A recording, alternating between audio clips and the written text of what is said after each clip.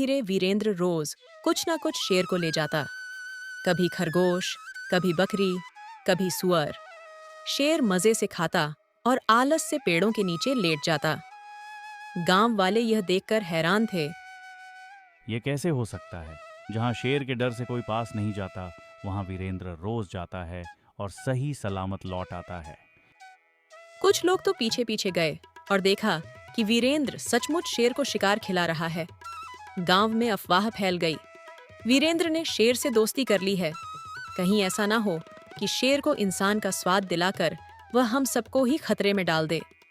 गांव की पंचायत में फिर चर्चा हुई। कुछ लोग बोले, वीरेंद्र गद्दार है, वो शेर को ताकतवर बना रहा है।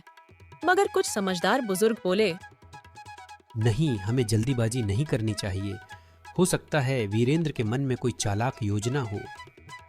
एक शाम शेर आलस से डकार लेते हुए बोला, लकड़हारे, अब मैं इन छोटे मोटे जानवरों से ऊब गया हूँ। मुझे कुछ बड़ा चाहिए, कोई इंसान। वीरेंद्र का दिल धक से रह गया, मगर उसने चेहरे पर डर नहीं आने दिया। वो बोला, महाराज, इंसान का मांस तो सबसे स्वादिष्ट होता है, लेकिन उसे लाना आसान नहीं। अगर आपने वादा किया कि मुझे नुकसान नहीं पहुंचाओगे, तो मैं इंसान का शिकार भी दिला सकता हूं। शेर की आंखें चमक उठीं। सचमुच? अच्छा, तो फिर जल्दी से इंसान का इंतजाम कर। वीरेंद्र ने मन ही मन सोचा, अब वक्त आ गया है इस मूर्ख शेर को फंसाने का।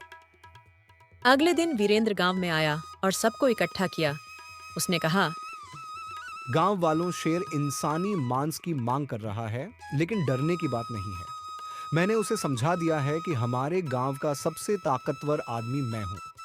अगर उसने मुझे हरा लिया तो वह मुझे खा सकता है, और अगर मैं जीत गया तो शेर को गांव छोड़ना होगा।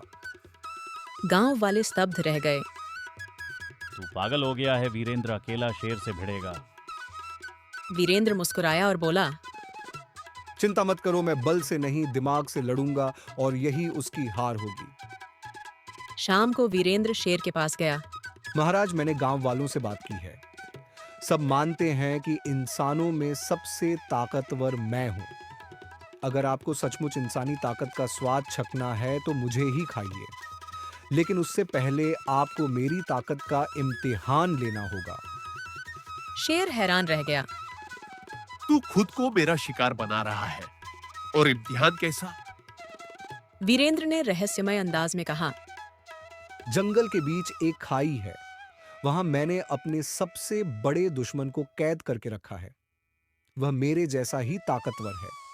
अगर आप उसे हरा दो, तभी आपको हक है मुझे खाने का। शेर की आंखों में लालच चमक उठा और वह बोला, ठीक है लकड़हारे, कल सुबह मुझे उस खाई तक ले चल। मैं तेरे दुश्मन को चीर फाड़ कर रख दूंगा। वीरेंद्र मुस्कुराया और मन ही मन कहा, बस यही तो चाहता था मैं।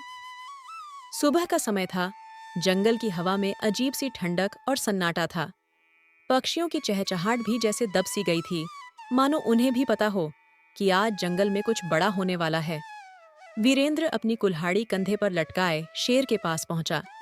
शेर अधीर होकर इधर उधर टहल रहा था। उसने दहाड़ कर कहा, लकड़हारे, जल्दी चलो, मुझे उस ताकतवर दुश्मन से मिलवाओ। वीरेंद्र ने सिर झुकाकर कहा, आइए महाराज, मैं आपको वहां तक ले चलता हूं, लेकिन ध्यान रहे यह लड़ाई आसान नहीं होगी। दोनों धीरे धीरे जंगल के अंदर गहराई तक बढ़े। पेड़ों की ऊंचाई बढ़ती जा रही थी। धूप धीरे धीरे कम होती जा रही थी। जैसे जैसे वो खाई के पास पहुंचे, हवा ठंडी और डरावनी हो गई। शेर गरजते हुए बोला, लकड़हारे, तेरा दुश्मन चाहे जितना ताकतवर क्यों ना हो, मेरी एक ही दहाड़ से कांप उठेगा। वीरेंद्र ने मन ही मन मुस्कुराकर कहा, बस थोड़ी देर और, मूर्ख शेर।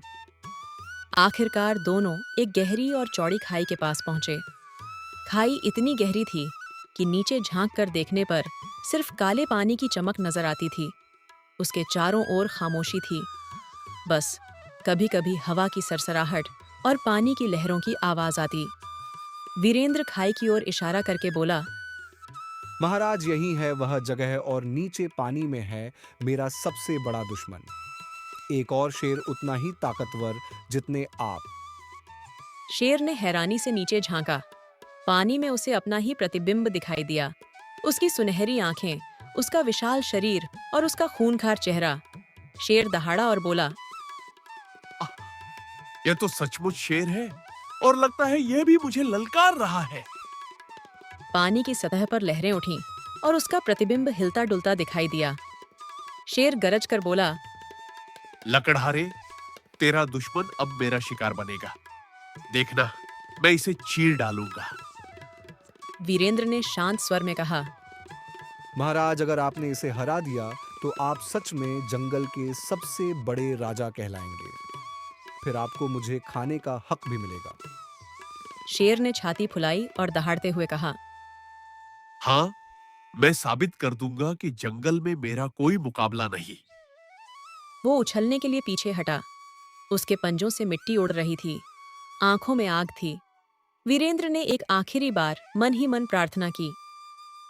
हे भगवान, मेरी इस चाल को सफल कर देना। अचानक शेर ने जोरदार दहाड़ लगाई और खाई में छलांग लगा दी। उसका विशाल शरीर हवा में लहराता हुआ सीधे पानी में गिरा। धड़ाम!